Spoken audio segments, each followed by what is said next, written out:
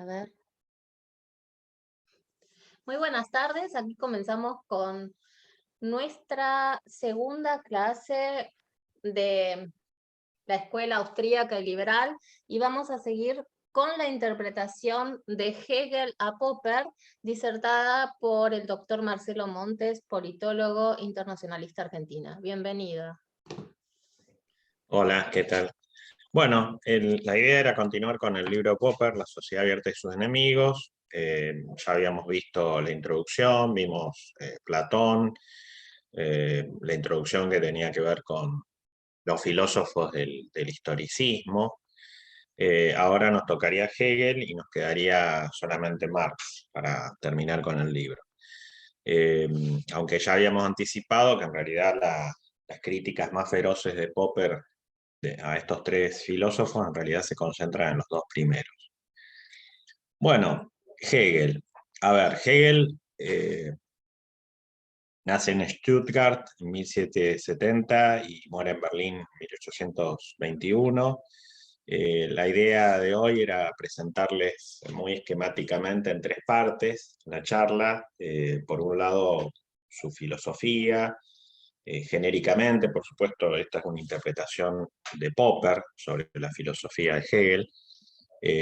Segunda parte, el sentido de ese contenido filosófico, es decir, un poco la influencia de Hegel en términos de lo que vendría a ser, por ejemplo, el totalitarismo y el nacionalismo, de paso, o el totalitarismo nacional o nacionalista.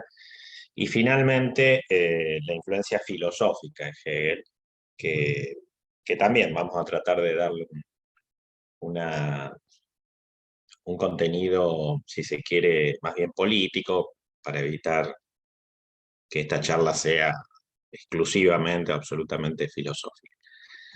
Respecto a la filosofía, bueno, también lo mismo que hicimos con Platón, por un lado, contextualizar a Hegel, y por el otro lado sí ir hacia sus preceptos más importantes.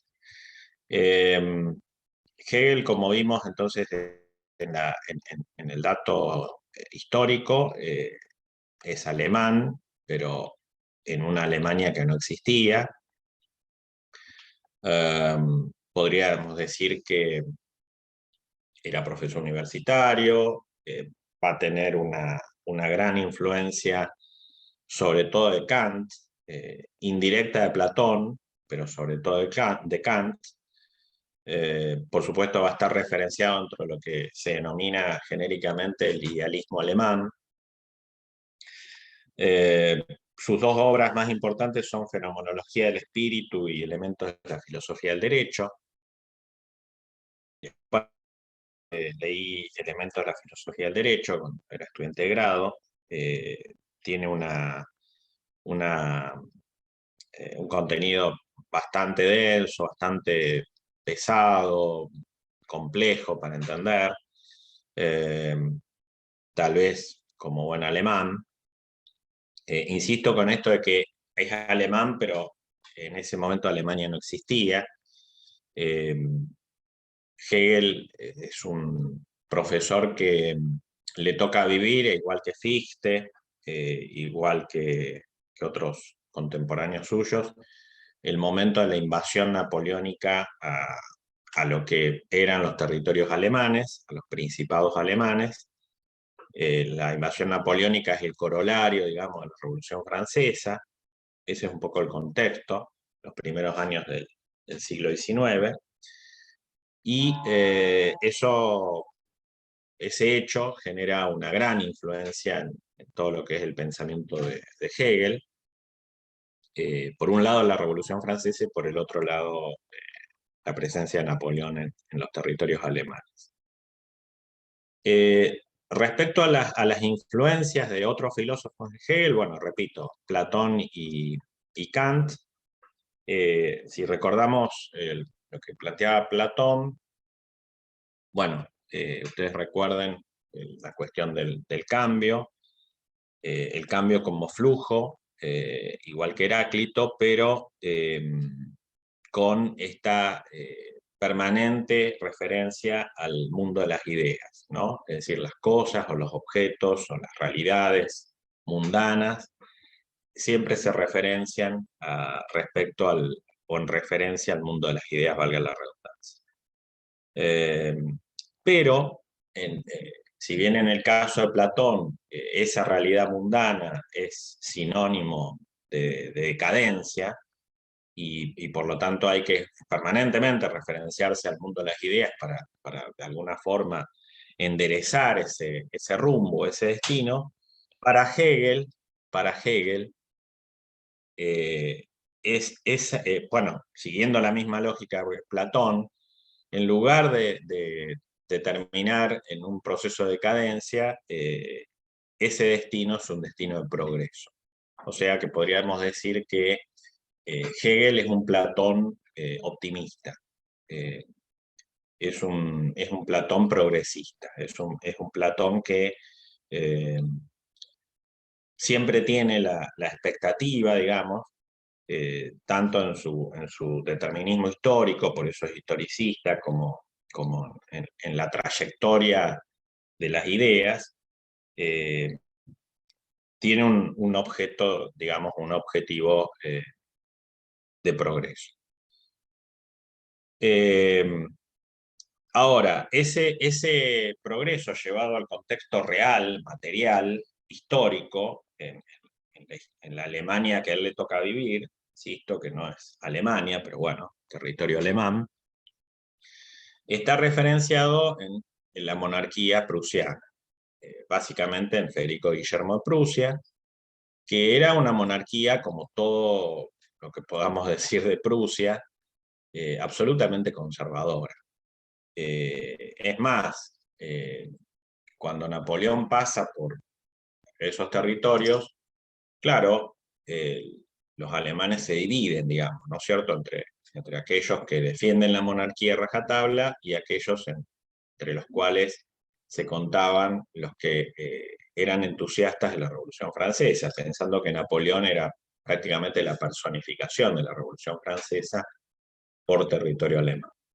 Y resulta que Hegel tiene una actitud igual que la de Platón, en su momento ya la comentamos, que pareciera ponerse al lado de la revolución, pero después en los hechos, y esto es lo que le permite a él consolidar su posición académica y demás, juega para el bando de la monarquía. O sea, igual que Platón. Platón, recordemos, es un filósofo que está emparentado, digamos, con la aristocracia ateniense, y tiene una actitud muy cautelosa, muy recelosa en todo caso, respecto al cambio social que venían imponiendo los metecos gracias al comercio con otras culturas. Tiene una actitud conservadora, vamos a decirlo así. En cambio, Hegel repite el mismo patrón, porque si bien parece entusiasmarse con el mundo revolucionario francés, después a la hora de jugar políticamente, juega para el bando de la monarquía prusiana. Y de hecho, si ustedes repasan la historia de Prusia, van a ver que hubo siempre un concubinato, digamos, una especie de relación muy especial entre los reyes prusianos y la aristocracia terrateniente, los Junkers, los productores, Bismarck, por ejemplo, muchos años después de Hegel, que impedirían, desde la época de Lutero en adelante, impedirían todo proceso de cambio social. Es decir, la rebelión de los campesinos fue reprimida, toda la prédica de Lutero, digamos, fue en todo caso encapsulada, y el propio Lutero tuvo que bajar la cabeza, digamos, frente a los príncipes alemanes. Digamos, siempre Prusia dio enormes ejemplos de conservadorismo político y social, y Hegel se plegó a eso. O sea que podría decirse que el historismo, bueno, volviendo un poco a la prédica filosófica de Hegel, podría decirse que el hegelianismo es una especie, para ponerlo en términos de Popper, historicismo optimista. A diferencia tal vez del de Platón, que es un historicismo más bien pesimista. Y la otra pequeña diferencia con Platón es que en lugar de hablar de las ideas, digamos, ideas con mayúscula, ¿no es cierto? Hegel plantea la cosa en términos de almas o de espíritus. Y sin duda que va a recibir, así como alabanzas, también críticas. El más feroz crítico de Hegel, según Popper, fue Schopenhauer. Schopenhauer, por estos lares, es más bien conocido por una filosofía, si se quiere, más bien romántica, pero Schopenhauer es muy duro, que le dice que es un charlatán, que en realidad intenta ser discípulo de Kant, bueno, se va alejando de las ideas de Kant, eh, pero que básicamente es un filósofo comprado por el Estado prusiano, ¿no? Es el filósofo del rey, el filósofo del rey Federico Guillermo, y bueno, todo lo que él construye filosóficamente, insisto, bastante complejo y demás, es pura charlatanería. Le creamos o no le creamos a Schopenhauer, seguimos con Popper. Los tres ejes, digamos, de la filosofía hegeliana son, por un lado, la dialéctica, que luego Marx, por supuesto, todos sabemos, va a dar vuelta. La segunda es la filosofía de la identidad, y la tercera es, bueno, la sociología descriptiva de Hegel, digamos, que va a terminar en la construcción de ese Estado tan omnipotente que, por supuesto, le da pie a Popper para ponerlo del lado de la sociedad cerrada. Respecto a la dialéctica, bueno, dijimos que Hegel se reconoce a sí mismo como discípulo de Kant, pero por supuesto se va alejando, así como Platón se va alejando de Sócrates, y Aristóteles también se aleja de Platón. Se apoyan en ellos, pero después se van a alejar. Si retrotraemos al pensamiento de Kant, Kant en la crítica a la razón pura, por supuesto, a él lo que le preocupa es la metafísica y los embrollos o las complejidades en las que va entrando la metafísica. Entonces, él cree que es interesante plantear la lógica con antinomias, con oposiciones, qué sé yo, lo concreto versus lo abstracto, lo material versus lo inmaterial. Y ese es un método, dice Kant, que permite salir de ese embrollo en el que nos ha metido la metafísica.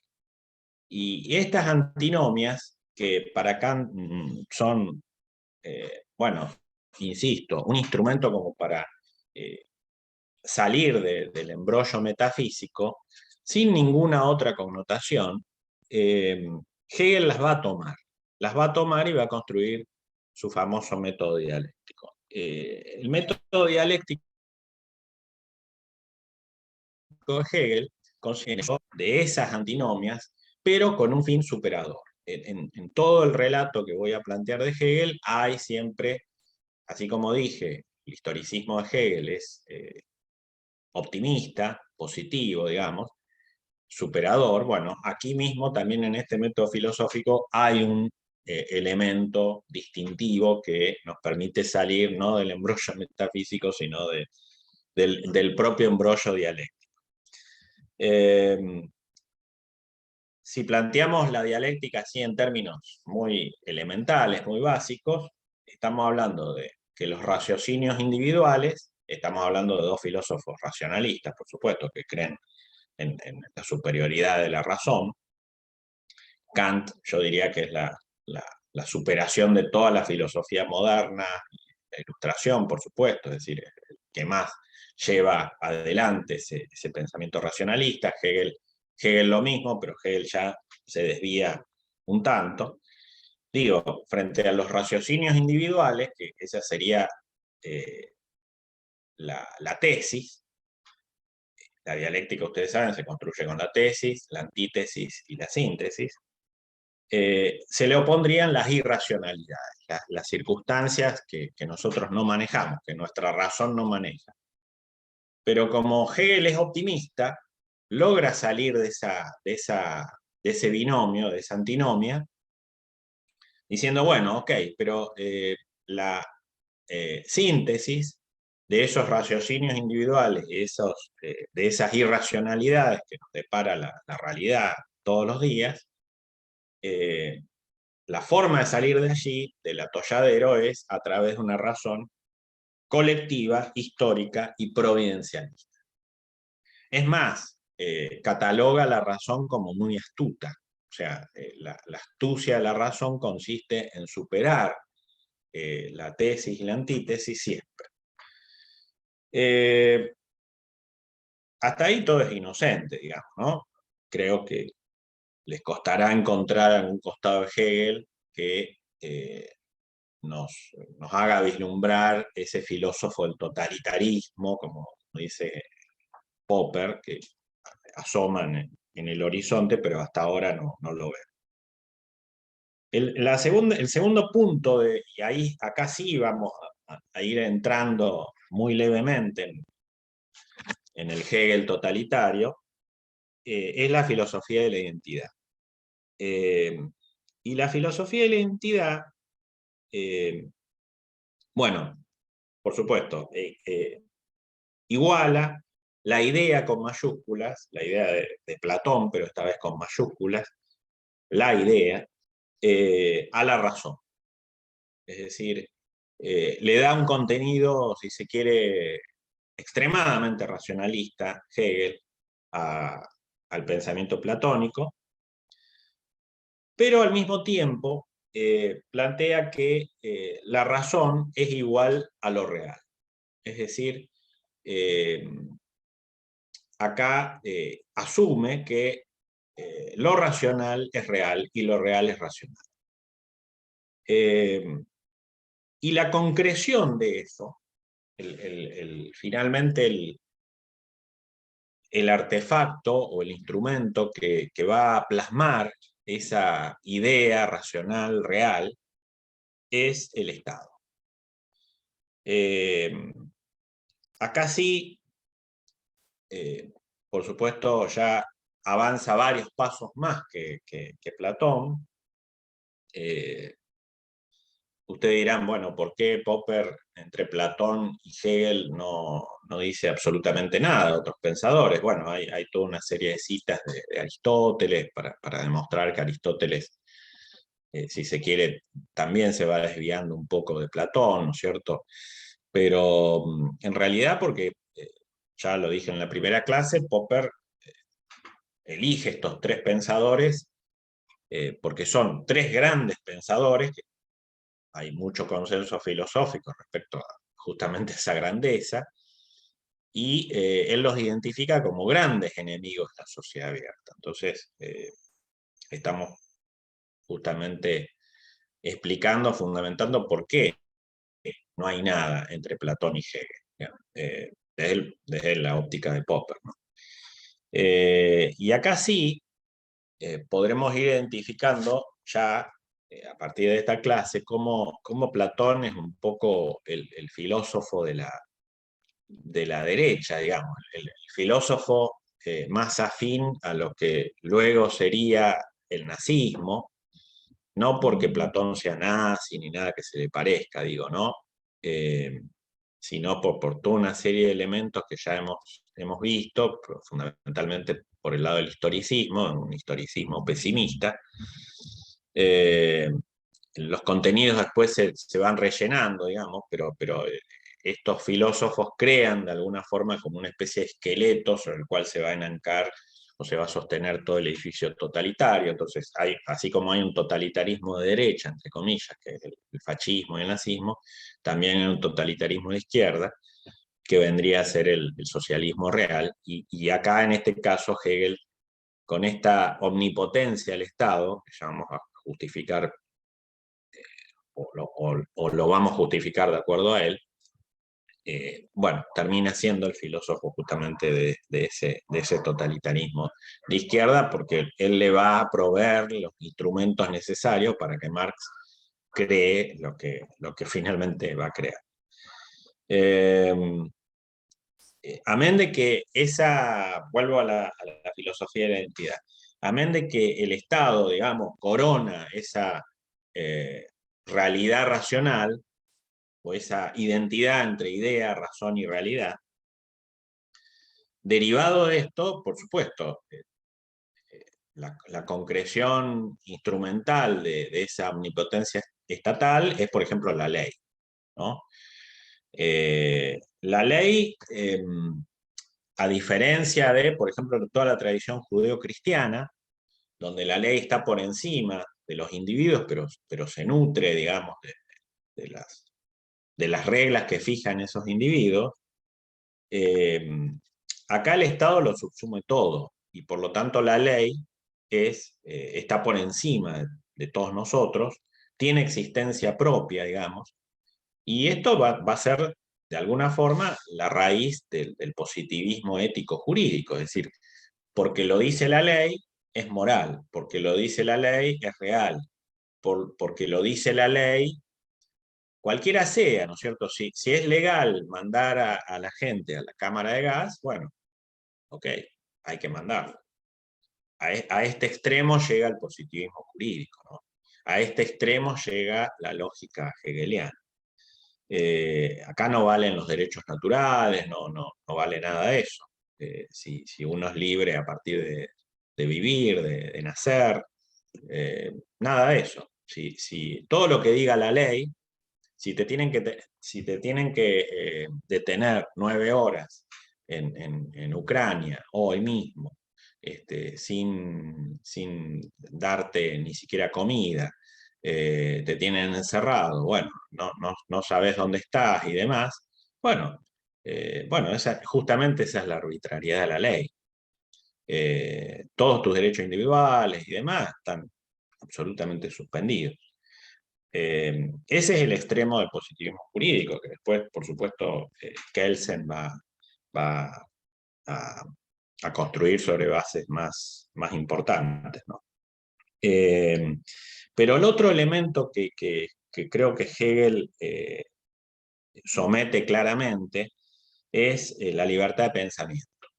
Fíjense, alguien que supuestamente admiraba la Revolución Francesa, por su carácter, entre comillas, liberal, que obviamente no va a terminar así.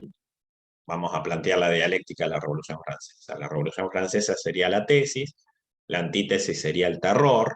El terror es todo el periodo donde se guillotinó a muchísima gente, ¿no es cierto? Es decir, en nombre de la Revolución Francesa se guillotinó incluso hasta los panaderos porque supuestamente eran contrarrevolucionarios.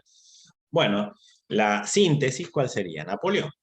Napoleón subyuga también a Hegel finalmente, porque es un ejército invasor, impone su libertad a los demás, digamos, entre comillas, y trae el espíritu de la Revolución Francesa. A ver, encarna el espíritu de la Revolución Francesa sin la guillotina, ¿no?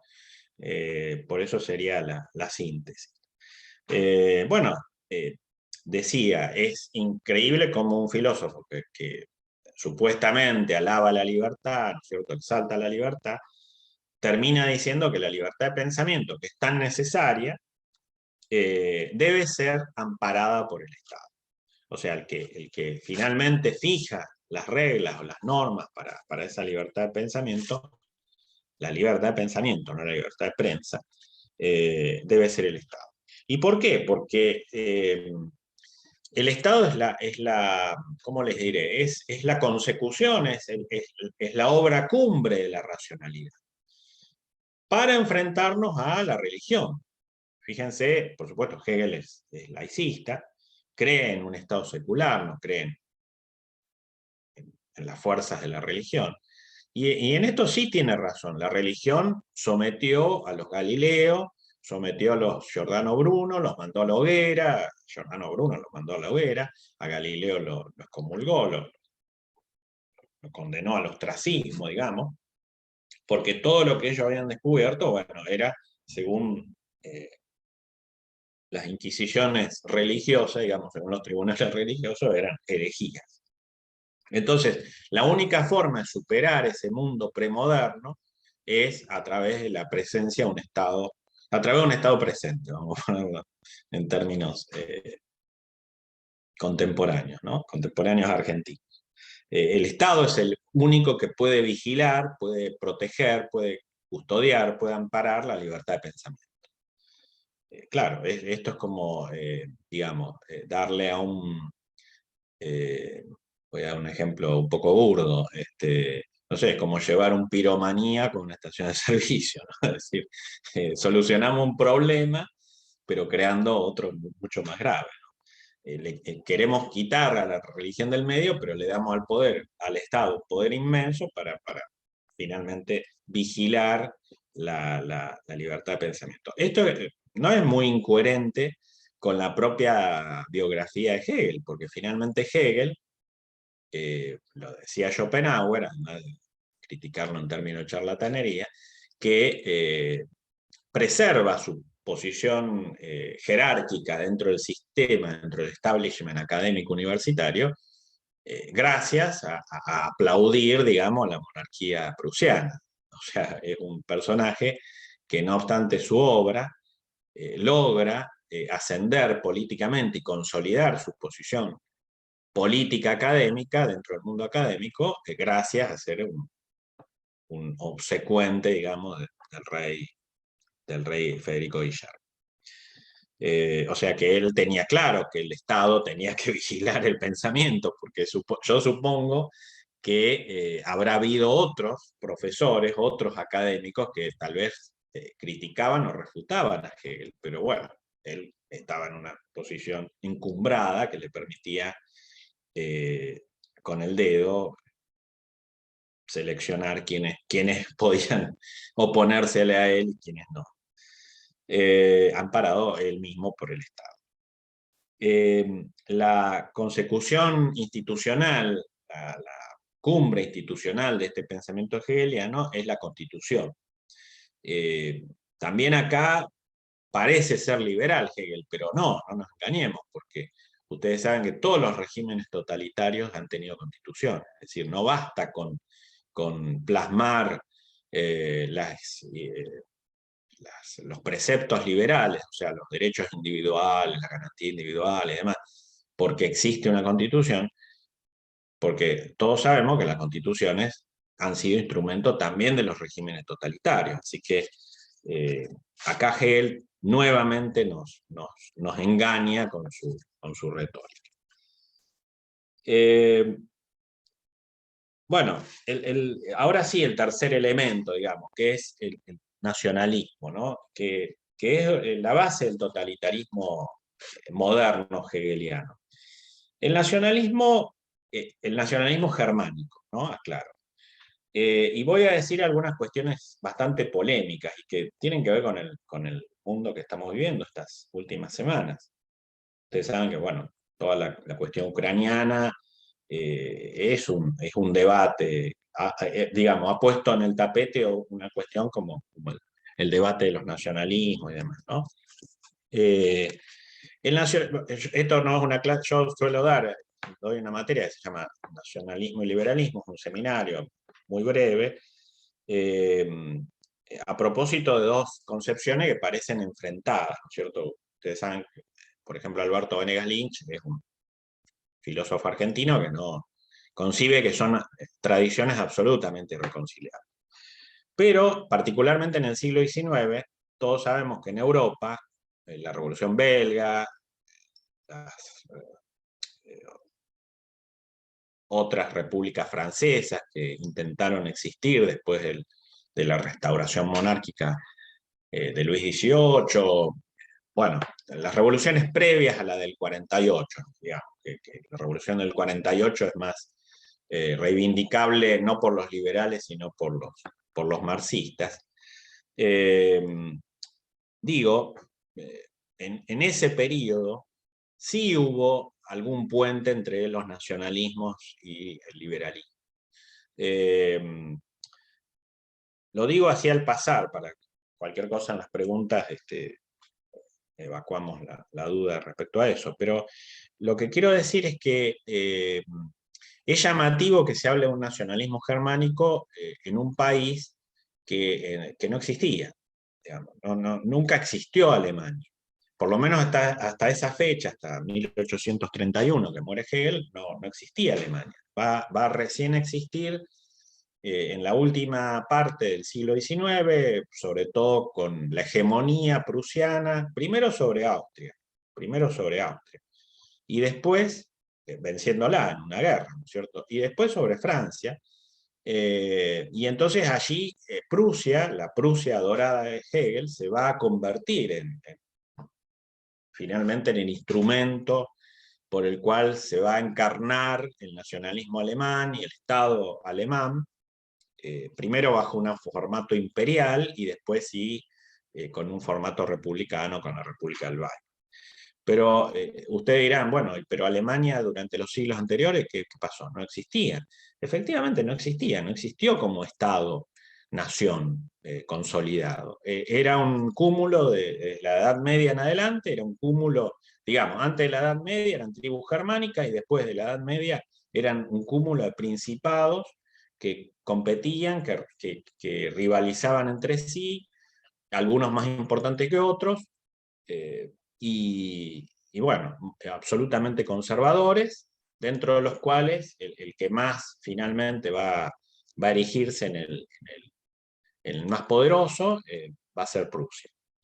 Pero, por supuesto, insisto, va a tener que rivalizar en gran medida con Austria, va a conciliar con Austria en la famosa Confederación del Rin, y después sí va directamente a competir y va a ganarle una guerra.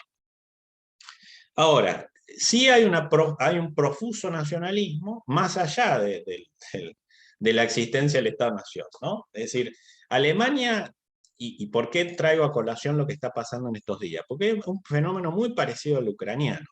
Y no porque las trayectorias históricas sean iguales, nada que ver, pero lo que digo es que Ucrania existe nada más que en la cabeza de estos ucranianos nacionalistas, digamos, que están en el oeste ahora, concentrados básicamente, porque Ucrania como tal nunca existió, o sea, siempre ha sido parte de.